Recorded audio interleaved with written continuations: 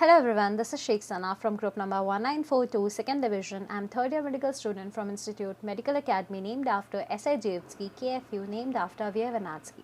Today I am here to represent a short video on my topic topographical anatomy of pericardium, clinical anatomy and operations of pericardium. Firstly, I would like to thank my professor Igor Vladimirovich Zadnibriani who helped me a lot in making this presentation. Now, let's start. Pericardium. What is pericardium? Pericardium is basically a thin two-layered fluid-filled sac that covers the outer surface of the heart. It has various names in various regions. Its Russian name is Okloserdechnaya Sumka or pericard. Its Indian name is Parirudhyavaran. Greek name pericardia, while Latin name is pericardium. It lies in the anterior department of chest within 4 to 9 thoracic vertebra and 3rd to 5th intercostal space. Anterior to pericardium lies thymus and sternum, superior main vessels, inferior diaphragm and inferior vena cava, while on posterior lies esophagus and descending aorta. On lateral sides we have lungs and pleura. Layers of pericardium. It has two layers, outer fibrous pericardium and inner serous pericardium. Outer fibrous pericardium is a strong fibrous part of the pericardium made up of connective tissues that provide support and protection for the heart. The serous pericardium, it is the inner layer of pericardium. It further has two layers, parietal and visceral layer. The parietal layer lines the fibrous pericardium and reflected around the roots of great vessels to become continuous with the visceral layer of serous pericardium that closely covers the heart. The visceral layer is closely applied to the heart and is often called the epicardium, that is, the outermost layer of the heart. The pericardial cavity. The two layers of serous pericardium are separated by the pericardial cavity. The cavity contains a small amount of tissue fluid, the pericardial fluid, which acts as a lubricant to facilitate the movements of heart, that is, expansion and contraction. There are impressions in the pericardial sac formed between the points where great vessels enter it. These impressions are pericardial sinuses. We have three sinuses in pericardial space: superior, transverse and oblique. The superior sinus is the superior aortic recess or superior pericardial recess. As we can see in the picture, it lies anterior to the upper ascending aorta and main pulmonary artery. The oblique sinus, it is an inverted U-shaped reflection of vena cava and pulmonary veins.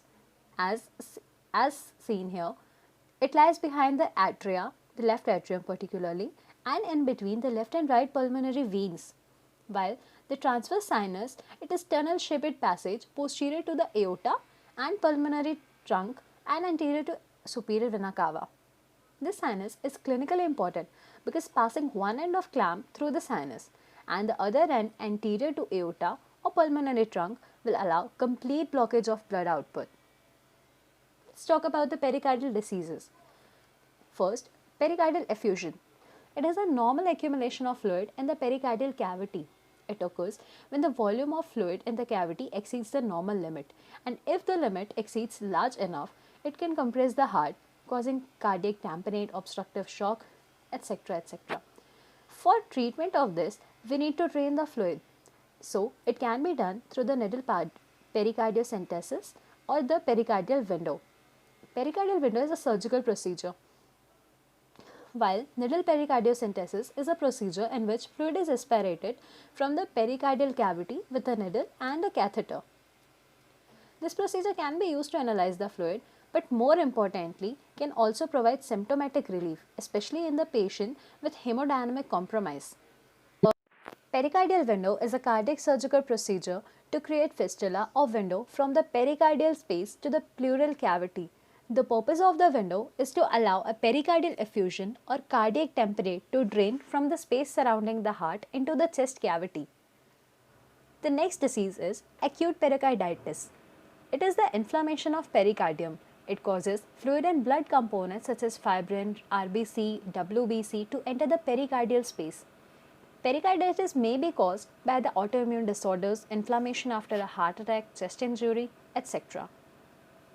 Treatment of pericarditis includes pericardiotomy. It is a procedure to drain excess fluid in the sac around the heart. During a procedure, doctor inserts a needle through the chest wall into the tissue around the heart. Once the needle is inside the pericardium, the doctor removes it and replaces it with a catheter. This tube has an inflatable balloon at its tip. Repeated inflation of the balloon creates a small hole or window in the pericardium.